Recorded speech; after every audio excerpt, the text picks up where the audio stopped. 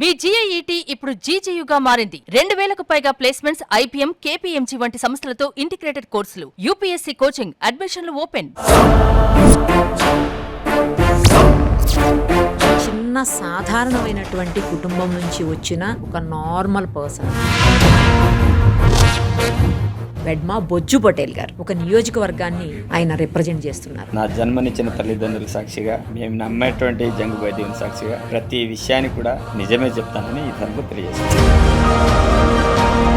ఏమీ లేనటువంటి వ్యక్తి కార్లు వేసుకొని తిరుగుతున్నాడు, ఇల్లు కడుతున్నాడు, వెనకాలేస్తున్నాడు, డబ్బంతా అని మాట్లాడుతున్నాడు. అందరికి ఏం సమాధానం చెప్తారు? నేను ఎమ్మెల్యే అయిన తర్వాత ఫార్చునర్ కార్ తీసుకున్నాను. మరి ఎట్లా తీసుకున్నా? ఇల్లు కట్టే విషయం కూడా నేను ఇంద్రమిల్లు కొంత మాడిపై చేసి దాన్ని కూడా చాలా మంది మాట్లాడుకో అంత రికార్డు చెప్తున్నా. లప్పులు ఉన్నా కానీ ఇప్పుడు మరి మీకు ఎలక్షన్ ఖర్చు అంతా ఎవరు పెట్టుకున్నారు? మీ దగ్గర డబ్బులు లేవని చెప్తాం. అన్ని కూడా మీరు ఏమీ లేదు అంటున్నారు. ఎమ్మెల్యే అవ్వకముందు మీ బ్యాంక్ బ్యాలెన్స్, ఇప్పుడు మీ బ్యాంక్ బ్యాలెన్స్ ధైర్యంగా చూపించేదమ్ము. ఇప్పటికే మీకు చూపెడతాక నా బ్యాంక్ బ్యాలెన్స్.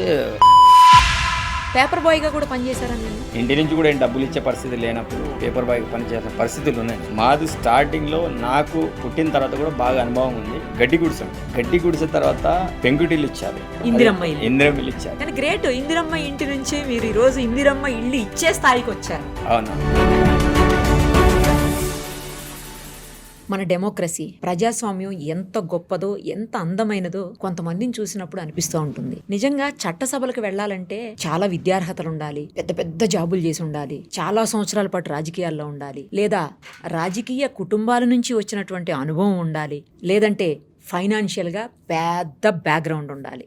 ఇలా అనుకుంటూ ఉంటాం. కానీ అవి ఏమీ నిజం కావు అనిపిస్తుంది కొందరు విషయం చూసినప్పుడు. చాలా సాధారణ కుటుంబం నుంచి వచ్చిన, చాలా చిన్న ఉద్యోగం చేసిన పేపర్ బాయ్ లాంటి వాళ్ళు కూడా మన చట్టసభల్లోకి అడుగు పెట్టచ్చు. ఎందుకంటే అంత గొప్పది మన ప్రజాస్వామ్యం. ఎందుకు ఇదంతా అనుకుంటున్నారా?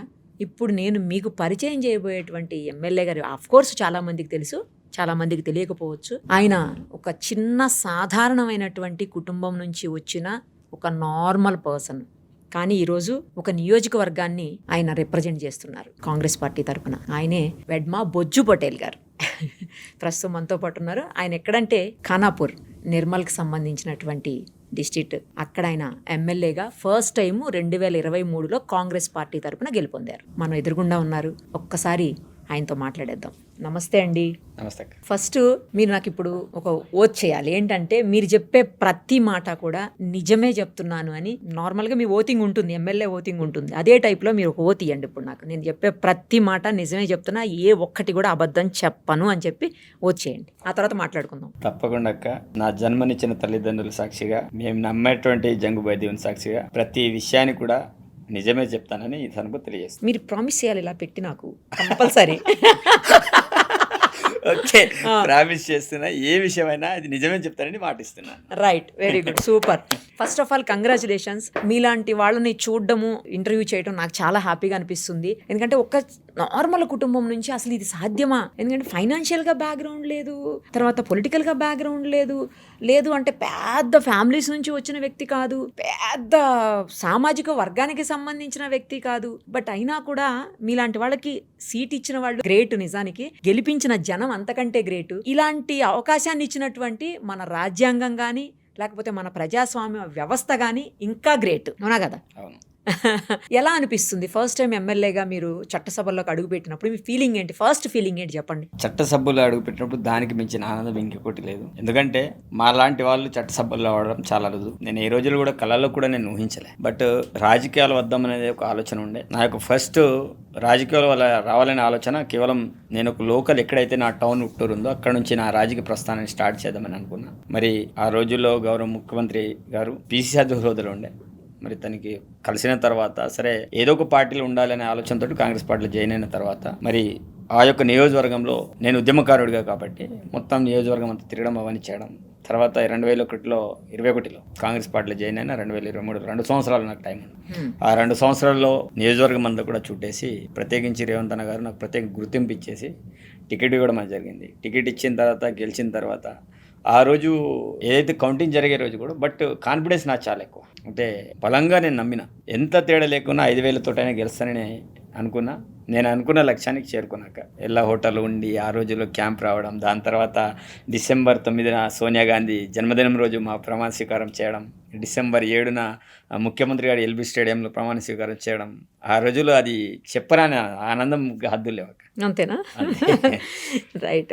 చాలా సాధారణ కుటుంబం అనేకంటే కూడా పేద కుటుంబం నుంచి వచ్చారని అనొచ్చా? ఎస్, 100%. మా ఊర్లో అతి చిన్న విలేజ్, ఉట్నూరు నుంచి ఒక 3 కిలోమీటర్ దూరం ఉంటుంది. మా ఊర్లో ఇప్పుడు 30 గుడిసెలు అయినాయి. దానికంటే ముందు 20 గుడిసెలు, 15 గుడిసెలు మాత్రం. మాది స్టార్టింగ్లో నాకు పుట్టిన తర్వాత కూడా బాగా అనుభవం ఉంది. కేవలం గడ్డి గుడిసె ఉండే. గడ్డి గుడిసె తర్వాత పెంకుటిల్లు ఇచ్చారు, ఇందిరమ్మ ఇల్లు ఇచ్చారు. కానీ గ్రేట్, ఇందిరమ్మ ఇంటి నుంచి మీరు ఈ రోజు ఇందిరమ్మ ఇల్లు ఇచ్చే స్థాయికి వచ్చారు. అవునవును. వైఎస్ రాజశేఖర రెడ్డి వచ్చిన తర్వాత ఇందిరమ్మ ఇల్లు ఇచ్చారు. అదే ఇంట్లో మేము ఉన్నాం. ఆ రోజుల్లో నేను వాస్తవంగా ఆ వైఎస్ రాజశేఖర రెడ్డి వచ్చిన తర్వాతనే మనకు ఉపాధి హామీ అది కూడా తీసుకొచ్చారు యాక్ట్. అప్పుడు ఉపాధి హామీ కూలీగా కావచ్చు, నేను కూడా డైలీ పత్తి ఏరడానికి కావచ్చు, పత్తి గింజలు వేయడానికి కావచ్చు, ఉపాధి హామీ కూలీగా వెళ్ళారు. అన్ని పనులు చేశాను. నేను చెయ్యని పని అంటూ ఏది కూడా లేదు. పేపర్ బాయ్గా చేశాను. డిగ్రీ కూలీగా పనిచేశాను. మా నాన్న ఉట్నూరులో హమాలీగా పనిచేసేటోడు. అంటే భూమి కూడా వాస్తవంగా మాకు లేదు చాలా. ఇప్పుడు మా నాన్న తండ్రి వాళ్ళు సంపాదించే భూములు కేవలం ఒక 5 ఎకరాలు కూడా లేదు. మా నాన్నకి వచ్చిన వాట ఒక 34 గుంటలు మాత్రమే. అంటే ఎకరం కూడా లేదు, 40 గుంటల ఎకరం కూడా భూమి లేదు. అట్లాంటి సిచ్యువేషన్ నుంచి సరే చదువుకోవాలనే కుతూహలం ఉండే నాకు. నేను బాగా చదువుకున్నా. మొత్తం అంటే గవర్నమెంట్ స్కూల్లో చదివిన. ఉట్టూరులో ఆశ్రమ హై స్కూల్లో చదివిన. అంటే ప్రైమరీ స్కూల్ చదివిన తర్వాత 10th ఏమో మానకపూర్లో చేసిన, ఇంటర్ ఏమో మన ఇక్కడ గురుకుల మదలవాళ్ళు చేసిన, డిగ్రీ ఎక్కడనే చేసిన, బీఎడ్ ఏమో జనగం చేసిన, బిఏ చేసేసిన, తర్వాత పీజీ చేసిన, నాగార్జున యూనివర్సిటీలో ఇంగ్లీష్ చేసిన, తర్వాత పిఎంఆర్లా కాలేజీలో హైదరాబాద్ లో ఎల్ఎల్బి చేసిన, మళ్ళీ ఎల్ఎల్బి కూడా చేసేసిన, అడ్వకేట్ కూడా. ఐటీ కూడా, అంటే ఐటీ చేస్తూ నేను మీడియాలో కూడా పనిచేస్తాను. ఆ రోజుల్లో ప్రజాశక్తి పేపర్ ఉండే, అక్కడ అది కూడా పనిచేసిన. అది కూడా చేయడానికి రీజన్ ఏంటిది, ఏదో 4 రూపాయలు వస్తానే కాన్సెప్ట్ తప్ప వేరే ఉద్దేశం ఏం లేదు. పేపర్ బాయ్ గా కూడా పనిచేశారని విన్నా. నేను 2009లో పేపర్ బాయ్ గా పనిచేయడం అనేది. 2009 అంటే 6 నుంచి 9 వరకు నాది డిగ్రీ ఆదిలాబాద్లో చేసేటప్పుడు. అప్పుడు పేపర్ బాయ్, ఈనాడు పేపర్ వేసేవాడిని. అంటే వాస్తవంగా ఇంటి నుంచి కూడా డబ్బులు ఇచ్చే పరిస్థితి లేనప్పుడు పేపర్ బాయ్ పని చేయాల్సిన పరిస్థితులు ఉన్నాయి నాకు. మనకు నెలకు ఒక 500-600 రూపాయలు ఇస్తుండే అప్పుడు. అంటే పేపర్ వేస్తే మార్నింగ్ పోయి పేపర్ వేసేవాడిని. గ్రేట్. అసలు నాన్నగారు ఏం చేస్తారు ఇప్పటికి? నాన్నగారు కూడా అది ఉన్న దాంతో పాటు కొంత ఇప్పుడు ఒక 2 ఎకరాలు వేరే వాళ్ళది కౌలు తీసుకొని అక్కడ కొంత పత్తి వేసినాం, కొంత అది ఏదైతే 34 గుంటలు ఉందో దాంట్లో వరేస్తున్నాం. వ్యవసాయం ఇప్పటికీ వాళ్ళు కూలి పనులు వేయడం అవన్నీ కూడా ఇప్పటికీ చేస్తుంటారు. వాళ్ళకి వద్దని కూడా వాళ్ళు వినరు, ఎందుకంటే వాళ్ళకి ఒక అలవాటు కాబట్టి. ఎవరు కూడా ఖాళీగా ఉండే పరిస్థితి లేదు. వాళ్ళు కూడా ఇప్పటికీ వాళ్ళ పని వాళ్ళు చేసుకుంటారు. ఇప్పటికి కూడా వ్యవసాయం చేస్తారు, ఇప్పటికీ చేస్తుంటారు. మీరు ఇప్పుడు ఇంటికి వెళ్తే నాన్న వాళ్ళ దగ్గరికి వెళ్ళారనుకోండి, ఇప్పుడు ఎక్కడ ఉంటున్నారు అసలు? మీరు అక్కడ ఉంటున్నారు, ఇక్కడ ఉంటున్నారా? నేను ఉండేది ప్రజెంట్ ఉట్నూరులో రెంటెడ్ ఇంట్లో ఉంటున్నా. ఎందుకంటే జనాలకు చాలా ఇబ్బంది ఉంటుంది. అక్కడ మనకు వాస్తవంగా రోడ్ కూడా లేకుండా నేను ఎమ్మెల్యే తర్వాత రోడ్ ఇస్తున్నా. ఇప్పుడు రోడ్ పని కూడా నడుస్తుంది. దాంతోపాటు అంత పెద్ద అయితే అకామిడేషన్ కూడా అంత ఏమి ఉండదు కాబట్టి అది నీళ్ళని కొంత మాడిఫై చేసుకొని కొంత స్లాబ్ వేసుకొని సెటరేట్ చేసిన పండుగలప్పటికి వెళ్ళి ఉండడానికి. ఇప్పుడు ఎప్పుడన్నా వెళ్తే నాన్న వాళ్ళ ఇంటికి అదే ఇందిరమ్మ ఇంట్లో ఉంటారు. అక్కడ ఉంటాం అదే ఇంట్లో ఉంటాం. ఎక్కడ ఉండే పరిస్థితి లేదు. ఒకప్పుడు ఇందిరమ్మ ఇంట్లో ఉండేటువంటి పరిస్థితి మీది, ఈ రోజు ఇందిరమ్మ ఇల్లు ఇచ్చే పరిస్థితికి వచ్చారు. 100% అక్క. రేవంత్ అన్న నాయకత్వంలో నా నియోజకవర్గంలో దగ్గర 4500 ఇల్లు ఇచ్చిన. అంటే స్పెషల్ కేటగిరీ కింద 3800 మిగతా నియోజకవర్గం ఇచ్చాం. మనకు ఐడియా ఉంటుంది. ట్రైబల్ కోసం అదనంగా ఇచ్చాం. దాంతోపాటు పీవీటీజీ ఎవరైతే కులంలో వాళ్ళందరికీ 100% ఇల్లు ఇచ్చాం. దగ్గర 4500 నుంచి 5000 ఇల్లు కేవలం నా నియోజకవర్గంలో ఇవ్వడం అనేది జరిగింది. అసలు మీకెందుకు టికెట్ ఇచ్చారు? మీలాంటి వ్యక్తికి టికెట్ ఇవ్వాలి అని చెప్పేసి అప్పటి పిసిసి అధ్యక్షుడిగా ఉన్న రేవంత్ రెడ్డి గారికి ఎందుకు అనిపించింది? రేవంత్ అన్న అనేవాడు కష్టపడేడికి న్యాయం చేసే వ్యక్తి అక్క. వాస్తవంగా నాతో పాటు చాలా మంది సీనియర్ లీడర్లు చాలా మంది ఉన్నారు అక్కడ, పోటీ చేయడానికి సిద్ధంగా ఉన్నారు. దాంతోపాటు సిట్టింగ్ ఎమ్మెల్యే కూడా నెక్ ఆఫ్ ది మూమెంట్లో రావడం అనేది జరిగింది. ఎవరైతే కష్టపడతారో అట్లాంటి వాళ్ళని గుర్తించి మరి ప్రత్యేకించి టికెట్ ఇవ్వడం అనేది జరిగింది. అక్కడ దగ్గర కోట్న భీమరావు తర్వాత 30 సంవత్సరాల తర్వాత నేను మొట్టమొదటి వ్యక్తి నేను గోండుగా గెలవడం. 30 సంవత్సరాల క్రితం ఒక గోండు క్యాండిడేట్ అక్కడ ఎమ్మెల్యేగా గెలిచారు. 30 సంవత్సరాల తర్వాత నేనే ఫస్ట్ సారి గోండులకు టికెట్ ఇస్తే అక్కడ నేను కాంగ్రెస్ పార్టీ తరఫున నేను గెలపడం అనేది జరిగింది.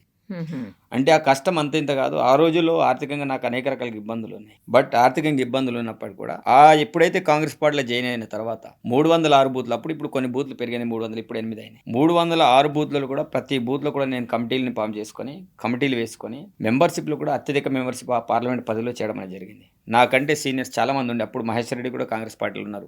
అదేవిధంగా మిగతా చాలా సీనియర్ లీడర్లు ఆ పార్లమెంట్ పరిధిలో ఉన్నారు. కానీ ఎక్కడ కూడా అంత పెద్ద ఎత్తున మెంబర్షిప్ కాలే. బట్ నా దగ్గర మెంబర్షిప్ అత్యధికంగా మెంబర్షిప్ చేసిన వ్యక్తిగా ఆ ఏరియాలో విపరీతంగా అంటే ఎన్ని కష్టాలున్నా దానికి ఓర్చుకొని ఒక చిన్న జస్ట్ కార్ తోటి నియోజకవర్గంతో కూడా చుట్టేసిన. కానీ ఏ రోజు కూడా ఎవరు కూడా నేను చెప్పలే నాకే టికెట్ వస్తుంది, నేనే ఎమ్మెల్యే కాండిడేట్ ఎక్కడ కూడా నేను మాట్లాడలే. నేను ఇంతకుముందు మీ దగ్గర ఎట్లయితే ఓత్ తీసుకున్నానో మా అమ్మ నాన్న మీద కావచ్చు, మా పిల్లల మీద కావచ్చు, మేము నమ్మేటువంటి జంగుబాయి దేవుని మీద ప్రమాణం చేసి ఆ రోజులు మాట్లాడిన. టికెట్ ఎవరికి ఇచ్చినా నేను వాళ్ళ కోసమే నేను పనిచేస్తా తప్ప నేను ప్రయత్నం చెయ్యా, దానికోసం విపరీత ప్రయత్నాలు ఎక్కడ చేయలేదక్క. నేను గాంధీ భవన్ చుట్టూ తిరగలే. నాకు ఒకటే జనాల దగ్గర పార్టీని సంధించడం, ఎవరికి టికెట్ ఇస్తే వాళ్ళని గెలిపించడం అనే లక్ష్యంగా ఆ నియోజకవర్గంలో తిరిగిన కాబట్టి ఆ తిరిగిన రిపోర్ట్ అంతా సేకరణ చేసుకొని గౌరవ పీసీ అధ్యక్ష హోదాలో ఆ రోజుల్లో రేవంత్ అన్న గారు ప్రత్యేకించి ఇతనైతే మనకు బాగుంటాడు, గెలుస్తాడనే నమ్మకంతో నేను 2021లో పార్టీలో జాయిన్ అయిన తర్వాత వారం రోజున ఇంద్రవెల్లి సభని ఏర్పాటు చేశారు. అవును, ఆ ఇంద్రవెల్లి సభ ఒక రేంజ్లో సక్సెస్ అయింది. అసలు తెలంగాణలో ఒక ఊపినటువంటి సభ. బహుశా ఈ ఎలక్షన్ ముందు ఒక నాంది పలికింది అదేనేమో ఈయన గెలుపుకు కూడా. 100% మనం చెప్పుకోవచ్చు. అంటే కాంగ్రెస్ పార్టీ ఏదో అంతా అయిపోయింది, ఇప్పుడు ఏం లేదు అనే కాన్సెప్ట్ లో ఇంద్రవెల్లిలో సభ పెట్టుకుని అరే కాంగ్రెస్ పార్టీ ఇంకా పూర్వవైపు వస్తుంది, ఇంత పెద్ద ఎత్తున 1,00,000 మంది జన సమీకరణ చేయడం ఆశమాసి కాదు. అసలు ఎందుకు అప్పుడు ఇంద్రవెల్లిలోనే పెట్టాలనుకున్నారు ఆ టైంలో? ఎందుకు ఇంద్రవెల్లిలో పెట్టాలనుకుంటే అది ఒక హిస్టరికల్ ప్లేస్. మరో జలియన్ వాగ్గా ఇంద్రవెల్లిని పిలుచుకుంటారు. అక్కడ చాలా మంది ఆదివాసులు అమరులు అయ్యారు. ఇంద్రవెల్లి అమరుల స్తూపం ఉంది. ఆ రోజుల్లో ఏదైతే ఆ సభలో ఏదైతే ఉందో ఇప్పటికీ స్తూపం ఉంది అక్కడ. అంటే ఆదివాసులు ఉన్నట్టు ప్రాంతం అక్కడ కెస్లాపూరు ఒక సెంటిమెంట్ గా రేవంత్ అక్కడ ప్రాంతంలో స్పెసిఫిక్ గా ఎందుకు సెలెక్ట్ చేశారో నాకు తెలియదు. బట్ ఇంద్రవెల్లిని సెలెక్ట్ చేసుకుని అదే ఎక్కడైతే అమరులైన ప్లేస్ లోనే ఆ సభని ఏర్పాటు చేయడం అనేది జరిగింది. ఆ సభలో రేవంత్ అన్న స్పెసిఫిక్ గా ఆ రోజు నన్ను ఒక ఐడెంటిఫై లాగా చూపెట్టారు అందరికి. నన్ను తన కారులో కూర్చోబెట్టి అక్కడ వరకు తీసుకెళ్లడం, నన్ను దగ్గర పిలిపి ఆ డమరకం కొట్టించే ప్రయత్నం చేయడం, అంటే అప్పుడే ఇండైరెక్ట్ గా డిక్లేర్ అన్నట్టు లెక్క అయిపోయింది. అంటే టికెట్ ఇవ్వాలి మెసేజ్ వెళ్ళిపోయింది. అయిన తర్వాత నాకు పార్టీలో 2 అయిన తర్వాత ఒక 6 నెలల దాటకంటే ముందు పీసీ డెలిగేట్గా ఇచ్చారు. దాని తర్వాత సంవత్సరం ఎలక్షన్ కంటే ముందు ఒక 6 నెలలుగా పీసీ జనరల్ సెక్రటరీ చేశారు. అప్పటికి అక్కడ డిక్లేర్ అయిపోయింది ఇదే ఎమ్మెల్యే క్యాండిడేట్ అని. అట్లా నాకు కూడా ఒక కాన్ఫిడెన్స్ వచ్చింది, నేనే క్యాండిడేట్ అవుతున్నా ఇక్కడ అనే కాన్సెప్ట్ లో అట్లా డిసైడ్ అయినా. అంత పెద్ద ఎత్తున సభలో కూడా రేవంత్ అన్న ఆ రోజులు గుర్తించేసి అప్పుడు అందరిలో ఒక నమ్మకం వచ్చింది ఇతనే క్యాండిడేట్ ఉండబోతున్నారు. అంటే నేను కూడా చాలా అంటే మీకు చూడడానికి సిన్సియర్గా ఉంటాక, బట్ మైక్ పడితే గంటలు మాట్లాడే కేపబిలిటీ నాకుంది. ఎందుకంటే ఉద్యమాల నుంచి వచ్చినాం కాబట్టి ఆ వాయిస్ అనేది చాలా బలంగా ఉన్నారు కదా. ఆ ఏరియా అంతా కూడా ఉమ్మడి ఆదిలాబాద్ జిల్లాలో నేను బస్ యాత్ర కార్యక్రమాలు చేసిన ట్రైబల్ యూనివర్సిటీ కోసం. 2014లో జోడిగడ్ కేసీఆర్ని కలిసి నేను వినతిపత్రం ఇచ్చిన. అంటే ఎస్ట్వైట్ ఆంధ్రప్రదేశ్లో కూడా ఆ ప్రాంతాన్ని కూడా వెనుకబడిన జిల్లా, ఆదివాసీ జిల్లా పేరుగా పొందింది. అట్లాంటి జిల్లాలో మనం అంతా ఉమ్మడి జిల్లాలో కూడా చాలా కార్యక్రమాలు చేశాం కాబట్టి మంచి గుర్తింపు ఉంది. కాబట్టి ఆ లెవెల్లో మనకు ప్రత్యేకమైన గుర్తింపు ఇచ్చేసి టికెట్ ఇవ్వడం కానీ మనం 2001 తర్వాత 23 ఎలక్షన్స్ దాన్ని గెలవడం అనేది జరిగింది. ఓకే, మరి మీకు టికెట్ ఇచ్చినప్పుడు, టికెట్ అనౌన్స్ చేసిన తర్వాత ఎవరైతే ఆ టికెట్ను ఆశిస్తారో వాళ్ళ నుంచి ఏమి అపోజ్ అవ్వలేదా? మీకు అపోజ్ రాలేదా? అంటే వ్యతిరేకత రాలేదా? ఎవరు చాలా మంది నేనేమంటాను, నాకు అపోజిషన్ వాళ్ళు అందరు వేరే పార్టీలోకి వెళ్ళిపోయారు. ఎవరు ఎటు వెళ్ళిపోయినా నేను అన్నా, నాకు ఆల్రెడీ తిరిగే క్రమంలో నాకు తెలుసు ఎవరెవరు మోసం చేసిపోతారు, ఎవరెవరు నాతోటి జర్నీ చేస్తారనే విషయం నేను ముందుగానే అనుకున్నా.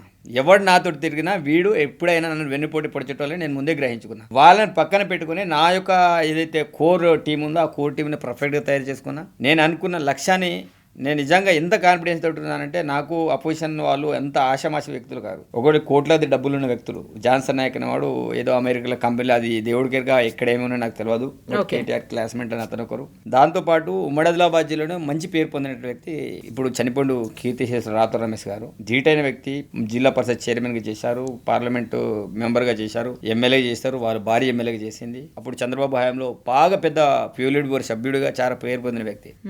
అట్లాంటి వాడిని కూడా నేను ఏ రోజులు కంటే ఎక్కడ కూడా నేను వెనుకడికి వేయాలి, అబ్బాయి ఇంత పెద్దలు ఉన్నారు కదా అని నేను ఏ రోజు కూడా నేను బాధపడలే, ఏ రోజు కూడా ఇబ్బంది పడలే. నేను ఎన్నికల కంటే ముందు ఎన్ని ఆర్థిక ఇబ్బందులు ఉన్నా నేను చందాలు వసూలు చేసి ఎట్లయితే నేను కాన్విన్సింగ్ చేయగలిగాను, ఎలక్షన్ కంటే ముందు దగ్గర ఒక 10 లక్షల వరకు అప్పులు చేసుకొని ఎలక్షన్ తిరిగిన. ఎమ్మెల్యే అయిన తర్వాత ఇప్పుడేమో ఒక 2 కోట్ల అప్పులు అయిపోయినా అంటే చెప్తున్నా. అంటే ఆ రోజులు ఆ పరిస్థితి, ఎమ్మెల్యే అయిన తర్వాత ఈ పరిస్థితి ఉన్న స్టేటస్ మెయింటైన్ చేసే పరిస్థితులు వస్తున్నాయి. మరి మీకు ఎలక్షన్ ఖర్చు అంతా ఎవరు పెట్టుకున్నారు? మీ దగ్గర డబ్బులు లేవని చెప్తాను. అన్ని కూడా రేవంత్ అనే చూసుకున్నాడు. నాకు A to Z అంతా రేవంత్ అనే. నా ప్రాపర్టీ అంతా అమ్మినా నాకు 10 లక్షలు కూడా రావు. A to Z అంతా రేవంత్ అనే చూసుకున్నాడు. మరి ఈ రోజు అప్పుడు ఏమీ లేదు, నిజంగానే మీరు ఎలక్షన్లో కంటెస్ట్ చేశారు, అప్పట్లో రేవంత్ గారు సపోర్ట్ చేశారు, మీరు గెలిచారు, అంతా అయిపోయింది. కానీ ఈ రోజు మీరు బాగా అసలు ఏమీ లేనటువంటి వ్యక్తి కార్లు వేసుకొని తిరుగుతున్నాడు, ఇల్లు కడుతున్నాడు, బాగానే సంపాదించాడు, వెనకాలేస్తున్నాడు డబ్బు అంతా అని మాట్లాడుతున్నారు. మరి వాళ్ళందరికీ ఏం సమాధానం చెప్తారు? వాస్తవంగా రాజకీయ నాయకులు అన్నప్పుడు ప్రతి ఒక్కరికి అదే ఆలోచన వస్తుంది. వీళ్ళు బాగా సంపాదిస్తారు, బాగా డబ్బులు వస్తాయి, బాగా అంటే బాగా వీళ్ళకు పర్సెంటేజ్ వస్తాయని చాలా పెద్ద ఎత్తున మాట్లాడతారు. మీరు గ్రౌండ్ లెవెల్లో ప్రాక్టికల్గా వచ్చి వెరిఫై చేసిన. అందుకే నేను మీకు ముందే చెప్పిన, మనం ఈ కార్యక్రమం స్టార్ట్ కాకుండా ముందు నా తల్లిదండ్రుల మీద, నేను నమ్మే దేవుని మీద ప్రమాణం చేసే నిజమే చెప్తాను. నేను ఎందుకు చెప్తాను, దీనికంటే మీ ఇంకే ఇంత చెప్పాము కూడా నమ్మకపోతే మనం ఏమనుకోవాలి. వాస్తవంగా కార్లేసే తిరిగే క్రమం యొక్క నేను ఎమ్మెల్యే అయిన తర్వాత కంపల్సరీ ఎమ్మెల్యే ప్రతి వ్యక్తికి కొన్ని నీడ్స్ అవసరం ఉంటుంది. ప్రతి వ్యక్తికి, నాట్ ఓన్లీ పేదవాడికైనా ఉన్నవాడికైనా ఒక 3 అవసరాలు ఉంటాయి. ఉండడానికి ఇల్లు అవసరం ఉంటుంది ప్రతి మనిషికి, తిరగడానికి పొలిటికల్ లీడర్ అయితే కార్ అవసరం ఉంటుంది. నీడ్స్ మనిషికి. నేను ఎమ్మెల్యే అయిన తర్వాత నేను ఫార్చునర్ కార్ తీసుకున్నా. అది ఎట్లా తీసుకున్నా, ఈరోజు మనకు 50 లక్షల లోన్ ఇస్తారక్క, 0 సబ్సిడీ, అంటే 0 ఇంట్రెస్ట్ రేట్. ఓహో, అంటే 50 లక్షల లోన్ ఎమ్మెల్యే కాబట్టి ఎమ్మెల్యేలకు అందరికీ ఉంటుంది, అది అవకాశం ఇస్తారు. 50 లక్షలు నేను లోన్లు తీసుకున్నా. ఎలాంటి ఇంట్రెస్ట్ ఉండదు, బ్యాంక్ ఇంట్రెస్ట్ ఉండదు. 50 లక్షలు కట్టాలి. ఓకే, నాకు వచ్చే జీతంలో 150,000 ప్రతి మంత్ కట్ అవుతుంది. ఎందుకంటే కార్ లేకపోతే మనం నియోజకవర్గం అంతా తిరగలేం. నా యొక్క నియోజకవర్గం దగ్గర 150 కిలోమీటర్ డిస్టెన్స్ వస్తుంది తిరుగుదామంటే. అంత పెద్ద పరిధి ఉంటుంది నాది, మొత్తం చుట్టి రావాలంటే. మళ్ళీ మొత్తం అడుగులే ఉంటాయి. చిన్న ఏంటిది ఇన్నోవా లాంటి కారు కూడా పనికి రాదు. పెద్ద బండి తీసుకున్నాం, ఒక 4 నెలలు మాట్లాడుకున్నారు. సరే, మాట్లాడింది కూడా మనం మన దగ్గర ఏదో పెద్ద సంపాదించి ఇంకో నా ఏరియా రియల్ ఎస్టేట్ ఏరియా కాదు. నీకు మడతలాబాద్ జిల్లాలో అత్యంత బ్యాక్వర్డ్ ఏరియా నేను ఆసిఫాబాద్ అనుకుంటాక, సెకండ్ నాది అనుకుంటా, థర్డ్ ఏదైతే బోత్ అనుకుంటా. ఎందుకంటే వాళ్ళు నా ఎమ్మెల్యేలు కాదు, కానీ వాళ్ళ స్టేటస్ కూడా నేను చెప్పగలుగుతా. ఎందుకంటే నాది ఏందో వాళ్ళది అదే ఉంటుంది. నాది 80% ఫారెస్ట్ అక్క. నా దాంట్లో ఇప్పటికి కూడా పెద్ద ఎత్తున కొన్ని వేల కోట్లకు సంబంధించిన పనులు జరుగుతలేవు. మాకు ఎలాంటి డబ్బులు కూడా ఎక్కడ రావు. ఉన్న జీతంతో తిరుగుతున్నాం, ఉన్న జీతంలో డబ్బులే మనం కారు కడుతున్నాం. ఈరోజు ఇల్లు కట్టే విషయం కూడా నేను ఇంద్రమిల్లు కొంత మాడిఫై చేసి దాన్ని కూడా చాలా మంది మాట్లాడుకున్నారు. ఇప్పుడు కనీసం ఎమ్మెల్యే అయిన తర్వాత ఇంటికి పోతే కనీసం ఉండడానికి ఇల్లు ఉండాలి ఒకసారి. దాని పాతీలను కొంత మాడిఫై చేసుకొని అదే పాతీలను యాసిస్గా మనం స్లాబ్ వేసుకొని అమ్మినాళ్ళు ఉంటారు. నేను కూడా పండుగకు పోయి అక్కడ ఉండాలి, అదొకటి చేసేసాను. దాని తర్వాత ఇల్లు కట్టే విషయంలో కూడా చాలా మంది అనుకుంటారు, అబ్బా బాగా సంపాదించినారు. ఏ చిన్న అసెట్ తీసుకొని ఒక ఎమ్మెల్యే అనే నమ్మకంతో మమ్మల్ని ఎవరైనా అడిగితే ఒక 5 లక్షలు ఇవ్వమని ఇస్తారు, ఇంకేమైనా చేస్తారు. తను ఎమ్మెల్యే కదా మనకు తిరిగిస్తాడు. ఆ నమ్మకంతో అక్క నేను చెప్తున్నా, ఈ రోజులో ఆంధ్ర రికార్డు చెప్తున్నా, 2 కోట్ల అప్పులు ఉన్నాక నేను ఇప్పుడు స్టిల్ నో. అంటే ఉన్న స్టేటస్ని మెయింటైన్ చేయాలి. ఇంకొకటి కంపల్సరీ ఇల్లు కూడా నేను చాలా కార్యకర్తలు చెప్పిన, నాకు ఇల్లు ఇప్పటికీ ఉండడానికి లేదు కాబట్టి కంపల్సరీ నేను ఇల్లు కట్టాల్సిందనే విషయాన్ని చెప్పిన. ఇల్లు కూడా ఈ యొక్క జూన్లో 25 నాడు నేను స్టార్ట్ చేసిన. చెన్నైలో కంపల్సరీ ఉండాలి హెడ్ క్వార్టర్లో.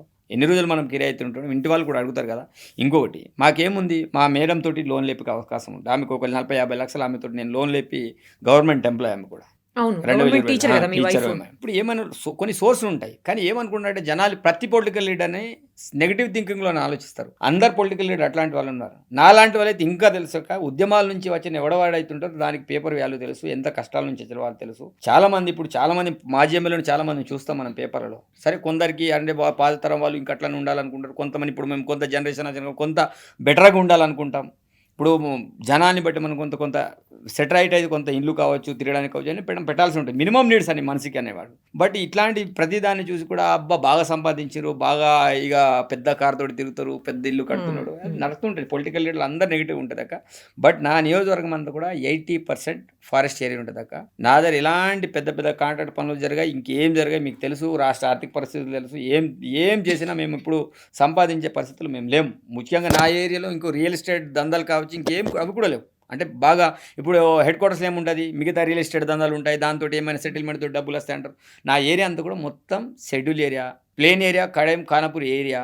ఇది కూడా చిన్న గ్రామ పంచాయతీ. ఇప్పుడు మున్సిపాలిటీ ఉంది, 12 వార్డులతో మున్సిపాలిటీ. అక్కడ దాంట్లో కూడా ఏమైనా రియల్ ఎస్టేట్ లేదు. ప్రాక్టికల్ గ్రౌండ్ లెవెల్లో పోయినా మనం ఎక్కడ కూడా రూపాయలు తీసుకునే పరిస్థితి కావచ్చు, ఇంకేం చేసే పరిస్థితి లేదు. చాలా నేను నా విషయాన్ని నేను స్వయంగా రేవంత్ అన్నకి నా జన్మదినం రోజు జూన్ 16 నాడు ఉంటే ఆ రోజు పోయి చెప్పిన, అన్న నేను కేవలం జీతంతో బతుకుతాను, ఇప్పుడు నా దగ్గర ఏం ఆర్థిక పరిస్థితులు లేవు, నీకెందుకు నేను ఉన్నా కదా అనే మాట ఇవ్వడం అనేది జరిగింది.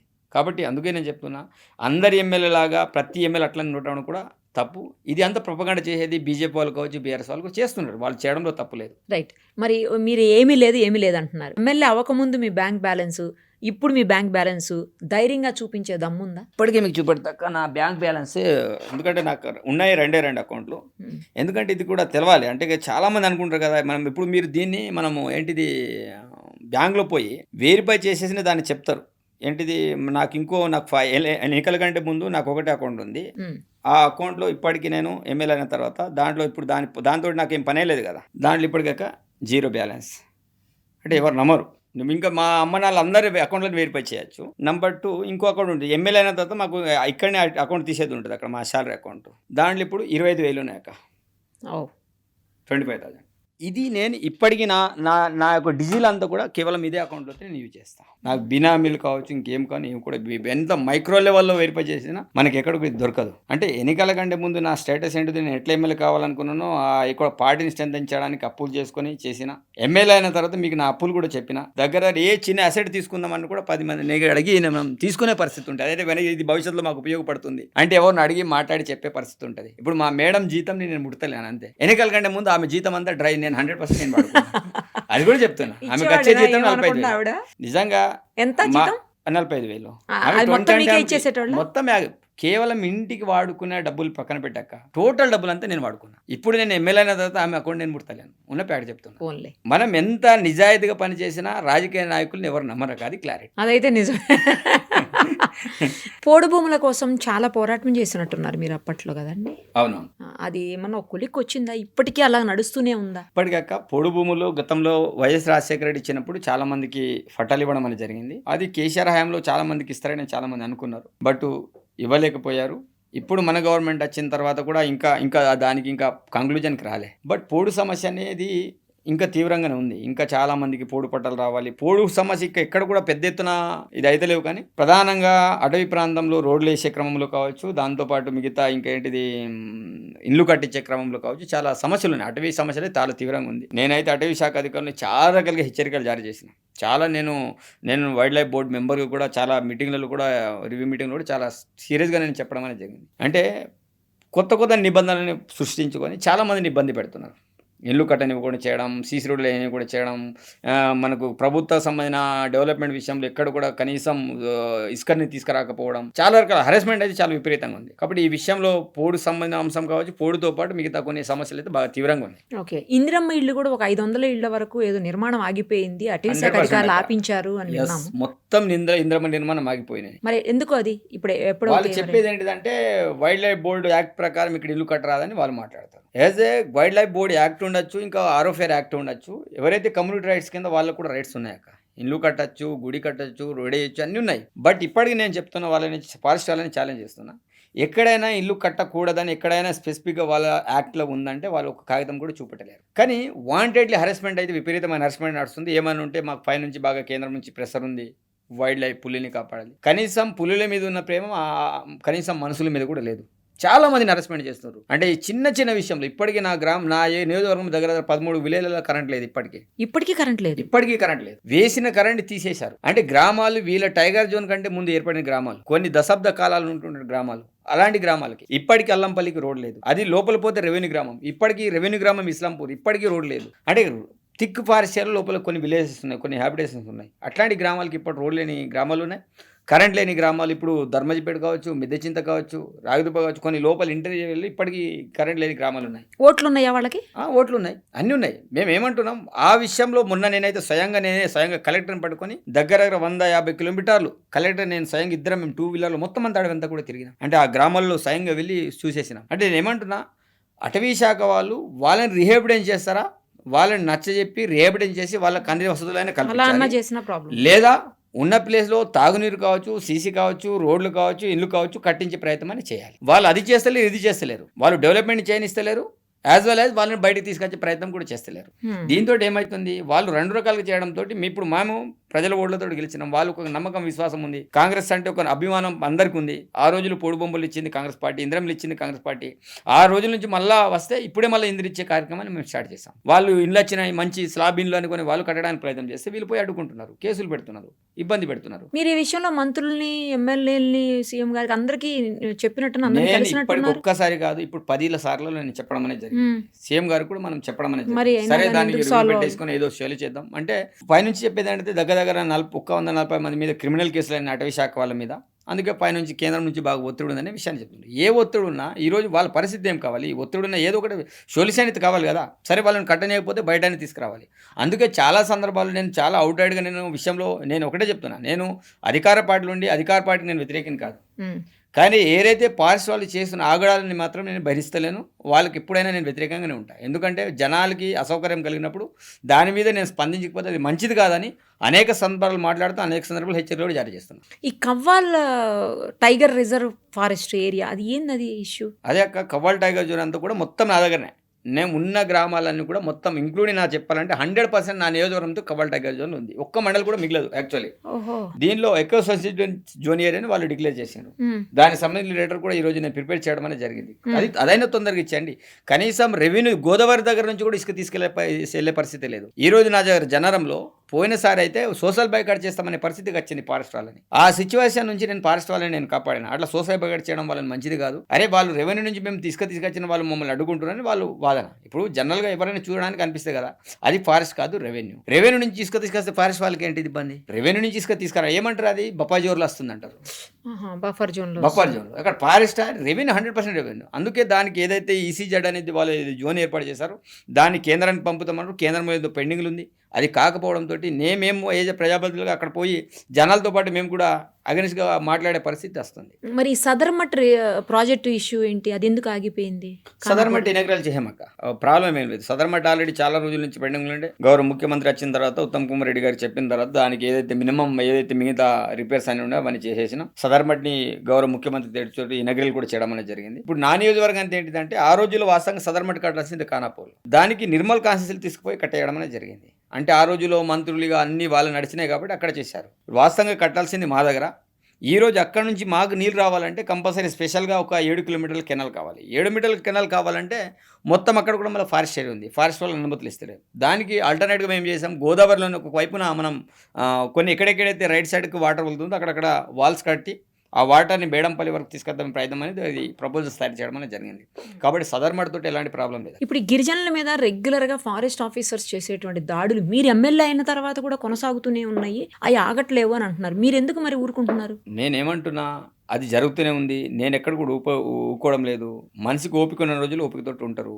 ఓపిక నశించినప్పుడు నేనే రోడ్డు మీద దిగుతా, నేనే వాళ్ళ పక్షాన నుండి పోరాటం చేసే పరిస్థితులు వస్తాయి. ఇంకా కొన్ని రోజులు నేను వెయిట్ చేస్తాను. ఈ మధ్యలో చాలామందిని హరాస్మెంట్ చేసే కార్యక్రమం చేస్తున్నారు.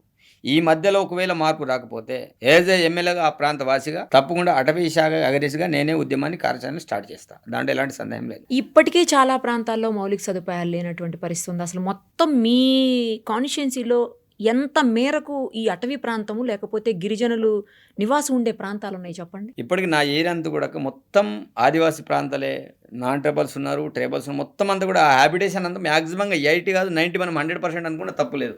అంటే మొత్తం అంతా కూడా ఫారెస్టే అనుకుని ఉన్నది. కాబట్టి దీనిలో ఏమంటుంది, ఏదో ఒక పరిష్కార మార్గం చేయాలి, దానికి మాట్లాడాలి. వీళ్ళు అవసరమైతే ఇప్పుడు కొండ సురేఖ మేడం అయినా నేను చాలా సందర్భాలు నేను కలిసి చాలాసార్లు చెప్పిన, ఆ విషయంలో రివ్యూ పెట్టి కనీసం ఓవర్లుక్ చేసి అయినా వాళ్ళు వాళ్ళ ఇల్లు కట్టే కార్యక్రమం చేస్తారు, సీసీ రోడ్లు వేసే కార్యక్రమం చేస్తారు. ప్రతి దాంట్లో కొంతమంది అయితే వాంటెడ్లీ నేను చెప్తున్నా కదా, నేను చాలా సందర్భాలు చెప్పిన సాంతరం అనే FDPD అతనైతే ఎంత పెద్ద అరెస్ట్మెంట్ అంటే నేను చాలా సందర్భాలు మీటింగ్లు చెప్పారు, అరే మీరు బీట్ ఆఫీసర్ని సస్పెండ్లు చేయకండి, చిన్న కింద స్థాయిలో మీ ప్రతాపం ఏంటిది? ఈరోజు వాళ్ళు తప్పిదం కాదు, గ్రౌండ్ లెవెల్లో జనాలు తిరుగుబాటు చేస్తారు. అక్కడ ఏం చిన్న ఇన్సిడెంట్ అయినా పోయి బీట్ ఆఫీసర్ని వీళ్ళు సస్పెండ్ చేస్తారు. ఎంతమంది వీళ్ళు సస్పెండ్ చేస్తూ పోతారు? వాస్తవంగా సాంతరం అనే వ్యక్తి ఈరోజు ప్రభుత్వాన్ని బదనం చేసే వ్యక్తి. అది కారఖండితంగా ఈరోజు మీ సుమన్ టీవీ ద్వారా నేను తెలియజేస్తున్నాను. 10 సంవత్సరాలు ఎక్కడ కూడా నువ్వు ఏమన్నా నోడివి. కాంగ్రెస్ పార్టీ అధికారంలో వచ్చిన తర్వాత ఈరోజు స్పెసిఫిక్గా ఖానాపూర్ నియోజకవర్గం ఆ పరిధిలో కేవలం ఏకైక ఎమ్మెల్యే నేను. ఆ ప్రాంతంలోనే కవ్వాల్ టైగర్ జోన్ ఉంది. నువ్వు 10 సంవత్సరాలు ఏ కవని చేయండి, ఇప్పుడే అంత హరాస్మెంట్ చేయాల్సిన అవసరం ఏముంది?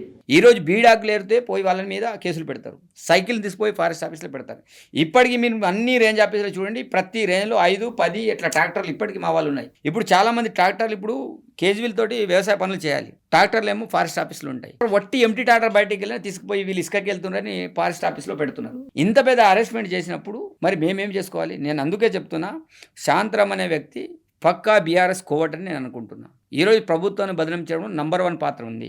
ఆ విషయంలో నేను చాలా సందర్భంలో కొండ సురేఖ గారు చెప్పిన, PCCలో సెక్రటరీ గారు చెప్పిన, అతని యాటిట్యూడ్ మార్చాలి. నేనేమంటున్నా, అటవీ సమస్యలు ఉన్నాయి, వాటిని పరిష్కారం చేయాలని స్మూత్గా వాళ్ళతోటి మాట్లాడాలి. బీడాకులు ఏరుకునే వాళ్ళ మీద కూడా వీళ్ళు దాడులు చేస్తారు, చీపురు కట్టలు తీసుకునే వాళ్ళ మీద దాడులు చేస్తారు. అంటే వాళ్ళు ఈ జమానాలో కూడా నేను కూడా బీడాకులు ఏరుకున్న వ్యక్తిగా చెప్తున్నాను. నేను కూడా బీడాకులు ఏరుకున్న ఆ రోజుల్లో. అండ్ ఇంకా నేను 20 సంవత్సరాల క్రితం బీడాకులు ఏరుకున్నా, 20 సంవత్సరాల తర్వాత ఇప్పుడు ఆధునిక యువకులు కూడా బీడాకుల కోసం అడవిలో వెళ్తున్నారంటే వాళ్ళ ఆర్థికమైన స్థితిగతులు ఎట్లుంటాయి? అట్లాంటి బీడాకుల్ని కూడా తీసుకెళ్లేసుకొని వాళ్ళు ఫారెస్ట్ రేంజ్ ఆఫీస్లో పెడుతున్నారు, ఆటోల్ని లోపల పెడుతున్నారు. కాబట్టి నేను ఏమంటున్నాను, ఇంత దారుణమైన చర్య ఆ ప్రాంతంలో జరుగుతుంది. ఇతను వచ్చిన తర్వాత ఏం చేసిండు? గతంలో హెవీ వెహికల్స్ డేలో నడుస్తుండే, ఇతను వచ్చిన తర్వాత పూర్తి స్థాయిలో బ్యాన్ చేయాలని చెప్పిండు. రాత్రి అంబులెన్స్లు కూడా ఆ ఫారెస్ట్ నుంచి వెళ్ళకూడదని చెప్పిండు. నేను అవుట్రైడ్గా నేను బయట రోడ్ మీద దిగేసి ధర్నాలు చేసిన. నువ్వు ఎట్లా పోనీయావు? నేను చూసి రాత్రి ఒక రోజు అయితే 2 గంటలు వితౌట్ గన్ మీద నేను చెక్ పోస్ట్కి వెళ్ళే పరిస్థితి వచ్చింది. అంటే నేను ఏమంటున్నాను, దగ్గర 200 కార్లు ఆగినాయి, అంబులెన్స్ ఆగినాయి, పోయి ఫుల్ వార్నింగ్ ఇచ్చిన. అప్పుడు అంటే తర్వాత మళ్ళీ సరే మళ్ళీ కంటిన్యూ చేయండి వెహికల్స్, రాత్రిపూట ఇబ్బంది అంటే ఒక టైం పెట్టిండు, పొద్దున్న 6 గంటల నుంచి రాత్రి 9 గంటల వరకు. ఇప్పుడు ఏ వెహికల్ నడుస్తున్నాయి, అది ఆ 10 సంవత్సరాలు నడవలే. రాత్రి ఆ 10 సంవత్సరాలు నడవకపోతే 10 సంవత్సరాలు రాత్రి ఆ వెహికల్ని బంద్ చేయడం అనేది జరిగింది. అంటే ఇంత పెద్ద అరెస్ట్మెంట్ చేసే వ్యక్తి సాంతరం గారే. ఈరోజు ఆ ప్రాంతం ముందు కూడా ఆదివాసులు కావచ్చు, నాన్ ట్రైబల్ కావచ్చు, చాలా మందిని ఇబ్బందులు పెడుతున్నారు. బీసీలు, ఓసీలు, ఎస్సీలు వాళ్ళు కూడా ఆదివాసులతో పాటు భూమి లేని పేదవాళ్ళు చాలా మంది భూములు కొట్టుకున్న వాళ్ళు ఉన్నారు. ఆరోగ్య యాక్ట్ ప్రకారం వాళ్ళకి హక్కు లేదు. బట్ భూమి లేని వాళ్ళు కూడా కొన్ని 20-30 సంవత్సరాల నుంచి సాగులు ఉన్నారు భూములు. ఆ భూములు పోయి ఈరోజు వీళ్ళు మొక్కలు పెట్టే కార్యక్రమాన్ని చేస్తున్నారు. మరి 10 సంవత్సరాల నుంచి ఏమి గడ్డి పీకిండ్రా? ఎందుకు పెట్టలేకపోయినారు? ఇప్పుడే ఆ పెట్టాల్సిన అవసరం ఏముంది? అంటే ప్రభుత్వాన్ని బదిలించి వేసే కార్యక్రమం కదా. కాబట్టి అటవీ శాఖలో దాంట్లో ప్రధానమైన కారణం ఈరోజు సాంతరమే, దాంట్లో ఎలాంటి సందేహం లేదు. చాలామంది డిఎఫ్ఓలు మాట్లాడితే సాంతరం పేరే చెప్పినారు, చాలామంది ఎఫ్ఓలు మాట్లాడిన సాంతరం పేరు చెప్తున్నారు. వాళ్ళు చెప్పడానికి భయపడుతున్నారు. ఇక వీడు చెప్తే ఇక ఏమో వాళ్ళ మీద సోకాస్ ఇవ్వడం, వాళ్ళని సస్పెండ్ చేయడం, ఇంకేదో నోటీసులు ఇవ్వడం అది చేస్తారు. ఇట్లాంటి క్రిమినల్ మెంటాలిటీ ఆఫీసర్లు ఉన్నప్పుడు ప్రభుత్వం భద్రం కాకపోతే ఏమైతే చెప్పండి? కానీ ఎమ్మెల్యేగా ఉండి కూడా మీరు మీ మాట కూడా వినని పరిస్థితి ఉంటుందంటారా? జనరల్గా ప్రజాప్రతినిధుల మాట వింటారు కదా ఎవరైనా, మాజీలు వింటారు, ఇప్పుడు అధికారులు వింటారు, మాజీ రాజకీయ నాయకులు ఎవరైనా వింటారు. ఎందుకంటే కదా అధికార పార్టీ ఎమ్మెల్యే ఉండి ఈరోజు సీఎంకి అత్యంత సన్నిహితంగా ఉండి ఈరోజు ఎవరైనా మాట్లాడితే సీఎం మన్స్ అని బయట మాట్లాడతారు. నేను వాస్తవంగా చెప్తున్నా, హార్డ్ కోర్ నేను సీఎం మన్స్, దాంట్లో ఎలాంటి సందేహం లేదు. ఎవరన్నా అనకపోయినా పక్కా సీఎం మన్స్ని, సీఎం తోటి నేను నా జర్నీ. కాబట్టి ఇలాంటి సందర్భాలు ఏమవుతుంది, ఇట్లాంటి వాళ్ళతోటి మేము పొక్కట్లో మేము బదనామవుతున్నాం. వినే పరిస్థితి కాదు కదా. నీ బీటా ఎఫ్ఆర్ఓ కనీసం పిలిస్తే రానటువంటి పరిస్థితులు నా నియోజకవర్గంలో. ఏ రోజు as a protocol wild life board మెంబర్గా నన్ను వారు గౌరవించాలి. ఈ రోజు నేను జనాల ముందు నేను తలదించే పరిస్థితి వస్తుంది. ఇలాంటి పరిస్థితి వచ్చినప్పుడు నేను చేసే పరిస్థితి కారణాలు ఏముంటాయి? నేను ఏదో అలటప్ప ఎమ్మెల్యేని కాదు, నేను ఉద్యమం నుంచి వచ్చిన. నేను ఇట్లాంటి సిచ్యువేషన్లు ఏమవుతుంది, నేనే దగ్గరుండి తిరుగుబాటు చేయాలని పరిస్థితులు వస్తాయి. అందుకే చెప్తున్నా, అనేక సందర్భాల్లో హెచ్చరిక చేస్తున్నా. ఈ రోజు కూడా చెప్తున్నా, వాళ్ళని ఎమ్మెల్యేని కూడా కాదనకుండా మా వాళ్ళని మెంటల్గా హరాస్మెంట్ చేస్తున్నారు. ఇంకోటి, నేను ఎమ్మెల్యే అయిన తర్వాత చాలా స్ట్రిక్ట్గా చెప్పేసిన, నా ఏరియాలో ఇసుక దందా లేదు, టేకు దందా లేదు. గతంలో చాలా నడిచినాయి. బట్ నేను వచ్చిన తర్వాత అవుట్రైడ్గా చెప్పిన, నా సొంత తమ్ముడైనా సరే, నా కార్యకర్తైనా సరే, ఎవరైనా అట్లాంటి పనులు చేస్తే లోపల పే పెట్టండి. అలాంటి వాళ్ళు నా దగ్గర రికమెండేషన్ చేయరు, అలాంటి వాళ్ళు బ్లాక్మెయిల్ చేయడం నా దగ్గర రారు కూడా. అలాంటిది అంతా మేము సపోర్టెడ్గా ఉన్నప్పుడు లీగల్గా జరిగే కార్యక్రమాలకి వీళ్ళు అడ్డుకట్టడ చేయడం ఎంతవరకు కరెక్ట్? కాబట్టి అందుకే చెప్తున్నాం, మేము కోపం రావడానికి, మేము అనేక సందర్భాల్లో బహిరంగంగా మాట్లాడడానికి అటవీ శాఖ విషయంలో వాళ్ళు చేసినటువంటి వాళ్ళకి ఏదైతే ప్రోటోకాల్ని కూడా వాళ్ళు అగౌరవపరిచి కనీసం వచ్చి నాతోటి చర్చలు చేయడం పరిస్థితులు ఉన్నాయి. ఈరోజు ఇందాన్పల్లి ఎఫ్ఆర్ఓ గారు కావచ్చు, జనరం ఎఫ్ఆర్ఓ కావచ్చు, ఖానాపూర్ ఎఫ్ఆర్ఓ గారు కావచ్చు, వీళ్ళు చేసినట్టు అహంకారం అంత. ఒకటి కింగ్ ఫిషర్ అనే ఒక బీట్ ఆఫీసర్ ఉంటారు, ఆఫ్టర్ బీట్ ఆఫీసర్, వాడైతే ఎంత ఘోరంగా అరెస్ట్మెంట్ చేస్తారంటే అంత ఘోరంగా అరెస్ట్మెంట్ చేస్తారు. ఇవి మేము చాలా సందర్భాలు చెప్పినాం. వినప్పుడు ఏం చేస్తాం? ఈరోజు జనాలు అంతా తిరుగుబడతారు, ఎక్కడ పోయి వాళ్ళని తంతారు. అప్పుడు ఎవరిని అంటారు? చూసిన ఎమ్మెల్యే గారు దాడులు చేయిస్తారని నా మీద తీసుకొస్తారు. కాబట్టి నేను ఏమంటున్నా అంటే, ఏదైనా మంచికతోటి ఓపికతోటి చేసినప్పుడు ఆ సమస్యలను పరిష్కార మార్గాలు దొరుకుతాయి, కాదని అంటలేం. కానీ వాళ్ళు వచ్చి కనీసం మాట్లాడే పరిస్థితి లేదు. రాక్షసాన్ని పొందుతున్నారు. అది పేదోళ్ళ దగ్గర చూసి వాళ్ళు సంబరపడుతున్నారు. వాళ్ళు ఏదో చేస్తే వాళ్ళకి ఏదో ప్రమోషన్లు వస్తే దానికోసం అదంతా చేయక తతంగమంతా నడుస్తుంది. మరి ఎలా ఇది సమస్యకు పరిష్కారం ఏంటి? తప్పకుండా పరిష్కార మార్గం దొరకాలి, దొరికేటట్టు నేను చేస్తా. బట్ సమయం తీసుకుంటున్నాను అంతే. కానీ అదే ఒక ప్రజాప్రతినిధిగా ఆ ప్రజలకి ఏ ఇబ్బంది వచ్చినా కాపాడాల్సినటువంటి ప్రాథమిక బాధ్యత మీ మీద ఉంటుంది. 100% నా మీద ఉంది. ఇప్పటికీ నేను చెప్తున్నా, ఈరోజు చాలామంది పీవీటీజీ ఇంద్ర మిల్లర్ని కూడా ఆగిపోయి ఉన్నాయి. ఆ ఇంద్ర మిల్లర్ని త్వరలో స్టార్ట్ చేయాలి. ఏదో ఒక నిర్ణయం ఈరోజు పీసీసీఎఫ్ లెవెల్లో వాళ్ళు కూర్చొని మాట్లాడి ఏం చేస్తారు, అక్కడున్న ఆదివాసుల్ని ఆల్టర్నేటివ్ ప్రత్యామ్నాయ మార్గం మీరు చూపెడతారా, లేకపోతే అక్కడ డెవలప్మెంట్ చేస్తారా? చేయాల్సిందే. చేయకపోతే నేను ఏమంటాను, ఒక 2 నెలలు ఇంకా టైం ఇస్తున్నా. ఇప్పుడు ఎందుకంటే కొంత ఈ అంతా ప్రజెంట్ దున్నే కార్యక్రమం, ఇవన్నీ కార్యక్రమాలు నడుస్తున్నాయి కాబట్టి ఇది అయిన తర్వాత 100% ఇంద్రమిల్లు కాకపోతే 100% నేనే దగ్గరుండి వాళ్ళ మీద ఉద్యమాన్ని స్టార్ట్ చేస్తాను. పార్టీలో ఉన్నా కూడా Yes, ఎమ్మెల్యే పక్కా అయినా నేను కూడా గవర్నమెంట్కి వ్యతిరేకాన్ని కాదు, నేను చేసే ఉద్యమం అటవీ శాఖకు వ్యతిరేకంగా అదే. చేస్తున్నాను. వాళ్ళు చెప్పే కార్యక్రమం ఏంటిది, మాకు కేంద్రం నుంచి ప్రెషర్ ఉంది చెప్తారు. అది కేంద్రం తోటి వాళ్ళు పోయి మాట్లాడతారు, లేకపోతే నన్ను ఎక్కడ తీసుకెళ్ళమంటే నేను అక్కడ వెళ్ళి మాట్లాడాలని సిద్ధంగా ఉన్నా. అవసరమైతే నేను అనుకున్న 2 రోజుల ముందు నుంచి ఆలోచిస్తున్నా, కేంద్ర మంత్రి ఎవరైతే ఉన్నారో వాళ్ళ దగ్గరికి వెళ్ళి నేనే స్వయంగా కలవాలని కూడా ఒక నిర్ణయానికి రావడం అనేది జరిగింది. మరి అది బెటర్ ఏమో కదా, ఆ దిశగా ఆలోచించి ఆ ప్రయత్నం త్వరలోనే చేయాలి. 3 తారీఖు తర్వాత ఏదో ఒకటి డేట్ అనుకొని మాట్లాడి ఒకసారి మా మంత్రి గారితో మాట్లాడి స్వయంగా నేనే వెళ్తాను.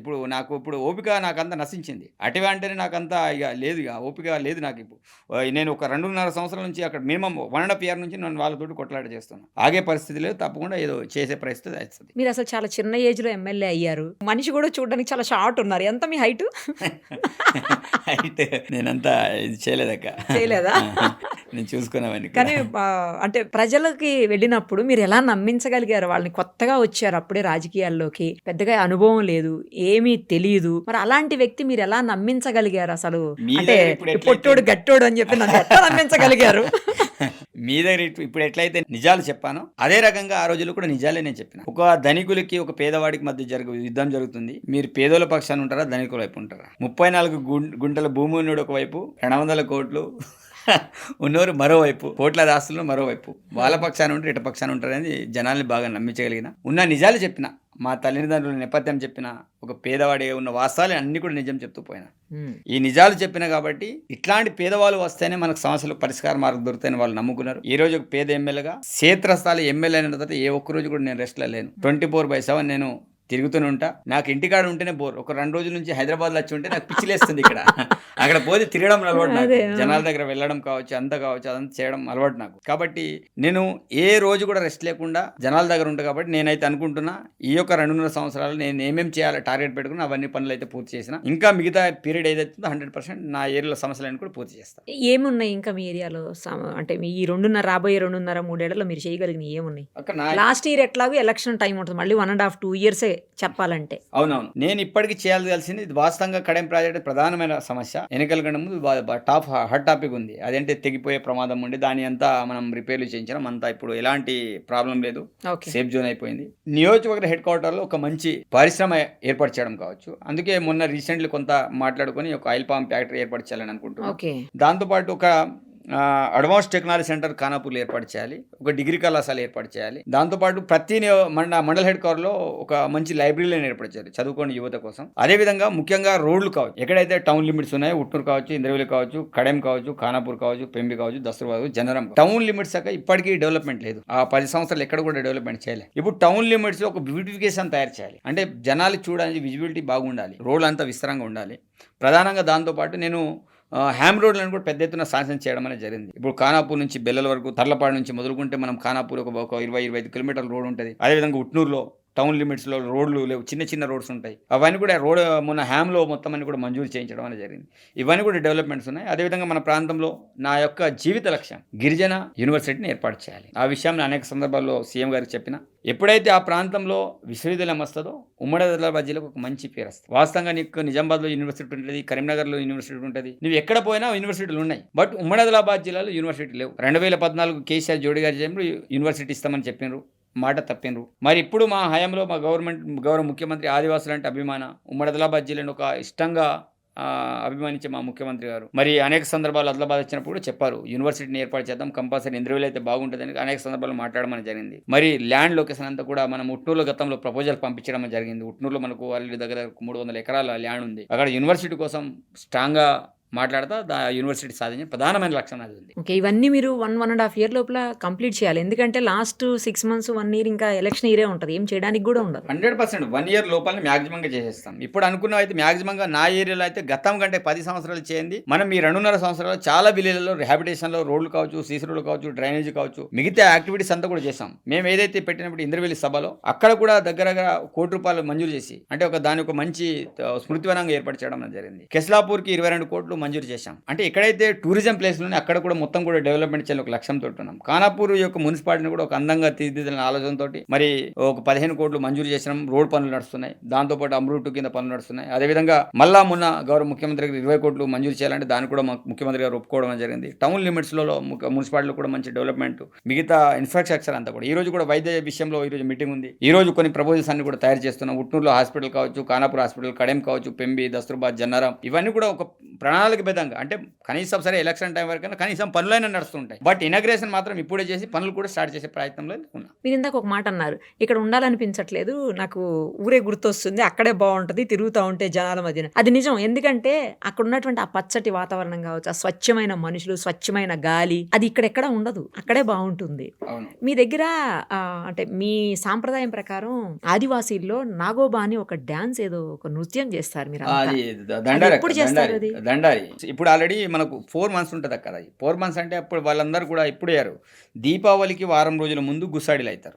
కోలాటము, ధోతి అదంతా వేసుకుని. నేను కూడా నా కల్చర్ బాగా ఇష్టం, నాకు అత్యంతంగా ఇష్టపడేది. నేను చిన్నతనం నుంచి కూడా ఆ కోలాటం ఆడే దాంట్లో పోరని ఇంకా చిన్నపిల్లలు ఉంటారు. అంటే పెద్దవాడికి తోడుగా ఇంకో చిన్నపిల్లలు నాటకం చేస్తారు. నేను చిన్నప్పటి నుంచి ఆ కార్యక్రమం చేస్తున్నా. నేను ఇప్పుడు దీపావళి వస్తే నేను కూడా దోతితోటే ఉంటా.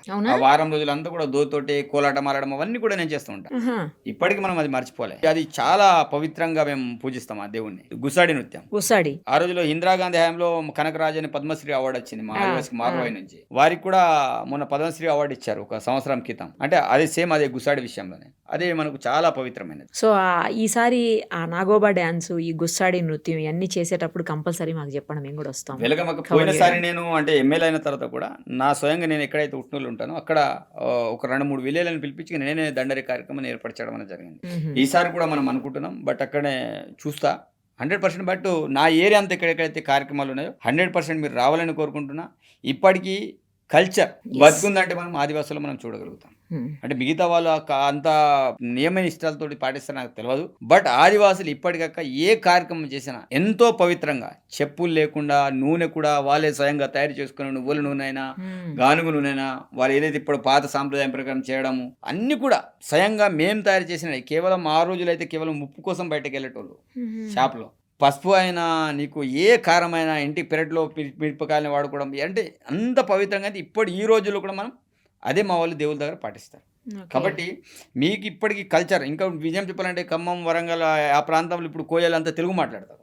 కొన్ని ప్రాంతాల్లో కోయ భాషనే మాట్లాడతారు. కానీ మా ప్రాంతంలో ఇప్పటికీ మా భాషనే బతుకుంది. ఇప్పుడు గోండే మాట్లాడతారు అక్కడ. లిపి లేదు. ఈరోజు కొలాంలు కావచ్చు, తోటీలు కావచ్చు, గోండులు కావచ్చు, నాగపూడి అయితే తెలుగు మాట్లాడతారు. అంటే ఇప్పటికీ స్పష్టమైన భాష, వేషధారణ ఇప్పుడు మన ఆదివాసులు ఉంది. తప్పకుండా మీరు రావాలని కూడా మన ప్రత్యేకమైన దుస్తులు ధరిస్తారా ఆ సమయంలో? అవును, దుస్తులు ధరిస్తారు. దీపావళికి వారం రోజుల ముందు స్టార్ట్ అవుతుంది. మీకు కమ్యూనికేట్ చేస్తే నేను దీపావళి ముందు కంపల్సరీ దాన్ని మీరు పెద్ద ఎత్తున చేద్దాం. తప్పకుండా చేద్దాం. సాంప్రదాయమైనటువంటి నృత్యం కదా అది.